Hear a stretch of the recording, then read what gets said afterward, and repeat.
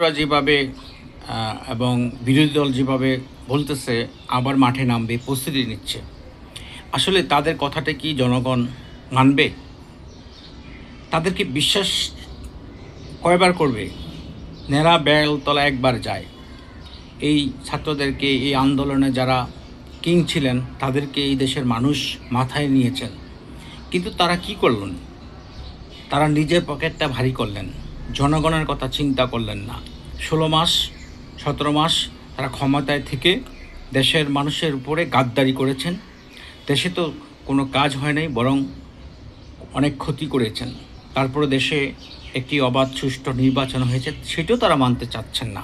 এখন তারা কথায় কথায় আন্দোলন যাবেন, বিরোধী দল আন্দোলন যাবে, ছাত্র আন্দোলন যাবেন, অনেকে হুঙ্কার দিচ্ছেন আমরা আন্দোলনের জন্য প্রস্তুত। বিএনপিকে ভয় দেখানো হচ্ছে। আসলে আন্দোলন তারা যদি যায় সেক্ষেত্রে কোনো কাজ হবে না। আমি একবারে লিখিত দিতে পারি, কারণ তাদের জনগণ আর তাদের পাশে নাই। কারণ তাদেরকে আর বিশ্বাস করছে না। কেন করছে না? তারা সেই বিশ্বাসের জায়গাটা রাখতে পারে নাই, যার কারণে জনগণ তাদের পাশে নাই।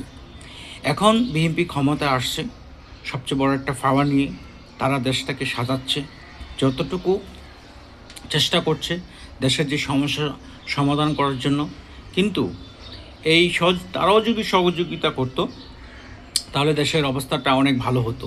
কিন্তু তারা ভয় দেখাচ্ছে, ছাত্ররা আন্দোলন নামবে। এগুলো আসলে কোনো রেজাল্ট আসবে না। এই ১০ জনের কথা শুনে মানুষ আর তাদের কথার মানে কোনো পাত্তাই দিবে না। যেমন ১৮-১৯ জুলাইতে যেভাবে লক্ষ লক্ষ মানুষ মাঠে নামছে, সেই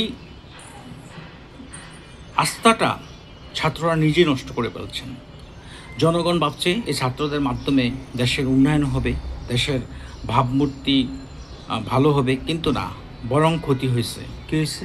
ডক্টর ইউনূসের আমলে মব হয়েছে, কালচার হয়েছে, মাজার ভাঙ্গা হয়েছে, মাজার থেকে লাশ পুরানো হয়েছে, অনেক ঘটনা ঘটছে।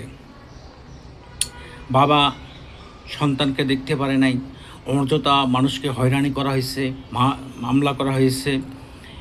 এই যে কালচারটা চলছে, মানুষ তখন ক্ষিপ্ত হয়ে গেছে। যেমন ফেব্রুয়ারি মাসে ১২ তারিখ নির্বাচন আগে মানুষ যেরকম একটা আতঙ্কে ছিল, হায় হায় কী হবে, কী হচ্ছে, কী হবে। এখন কিন্তু মানুষের ভিতরে এটা নাই। মানুষ চাচ্ছে যে এই সরকারটাকে সহযোগিতা করতে।